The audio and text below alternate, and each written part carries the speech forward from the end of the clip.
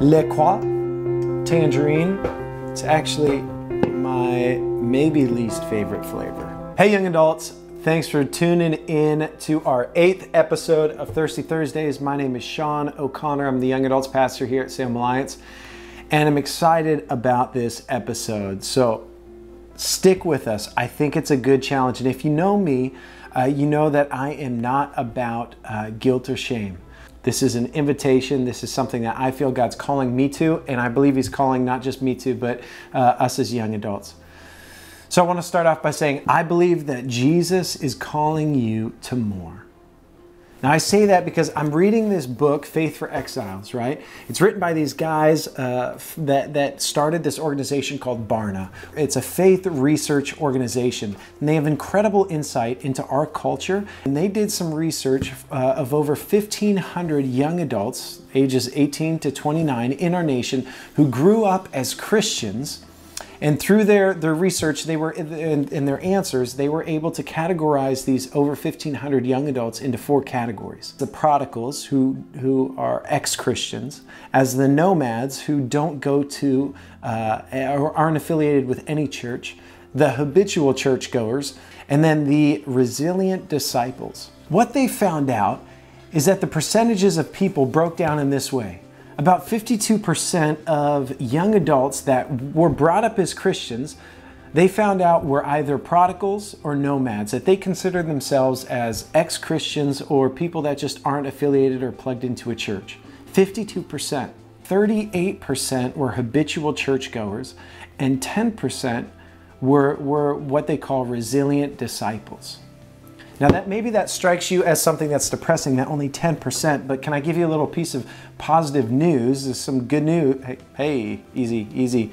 But can I give you some good news in that equates to about 4 million people, young adults within America, who are resilient disciples. Now, if you were to think of yourself, where would you put yourself in one of these 4 categories? If you were to categorize yourself, would you consider yourself a prodigal? Would you consider yourself a nomad? If that's the case, I'm pumped you're watching this. It's awesome.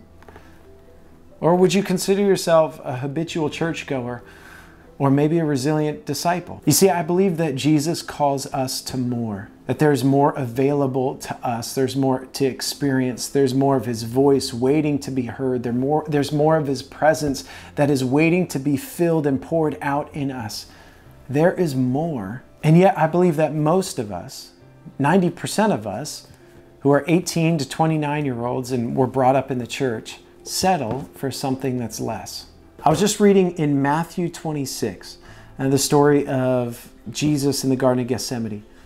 And we have Jesus who takes His disciples in there and he tells them to sit and wait. And then He tells Peter, James, and John to come with Him a little further.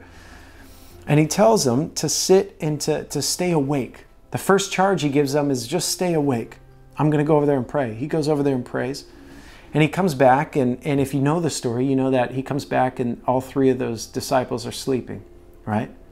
You see, I don't believe it's taking it out of context when I say that this is a representation of the spiritual pulse of the young adults in our nation. Many of us have become tired, have become lazy, idle, satisfied without the presence of God, unwilling to grow or try to pursue Jesus. Now, let me ask you this. If Jesus was calling you to more, are you willing to wake up? Are you willing to put in the effort, the time, the discipline to be more of a resilient disciple of Jesus? Now, hear me. From what I said at the beginning, this is not at all a guilt thing. If you know me, you know I'm not about guilt and shame. And yet I believe the Holy Spirit convicts, and I believe He's convicting me on this. And I don't think it's just me. I believe it's for young adults in our nation. And as I read things like this, of what this is putting out, I believe God is calling us to more. Behind me is a deck. And for the past couple weeks, I've been working hard on this deck. It's a beast of a deck, and everything was rotting, falling apart. And so for the past couple weeks in this quarantine time, I've used some vacation days and been working on it and trying to fix it up so that it's a new deck. It's been a really fun project, but here's the deal. It's taken a lot longer than I ever thought it would. It's been a lot harder than I ever thought it would be. It's cost more money than I ever thought it would. But as the weather starts turning, and as days start getting a little bit nicer, I've been able to see glimpses of the fruit of having this deck. You see, I know that as I'm putting in the work and the effort and the money and the time and the energy, whatever it is, I'm putting in all this work for it. I see that there's going to be fruit that's going to come from this. But when I get to see my boys playing on it, when I see memories being made, when I know that in the future we're going to have family come over and spend time barbecuing on this deck, when we're going to have our home group on it, or maybe an outdoor movie night, like there's going to be fun things in life and memories that are going to happen on this deck. But it's taken work and effort. To be honest, it's been more than I expected. And yet, if I hadn't done anything, I'd be missing out on so much. And I wonder, in the same way, is Jesus calling you? I know he's calling me to more, to wake up to the presence of Jesus and ask for more of a pouring out in my life, to put in the effort of spending time consistently with him each day. I believe that Jesus is calling me and you to more.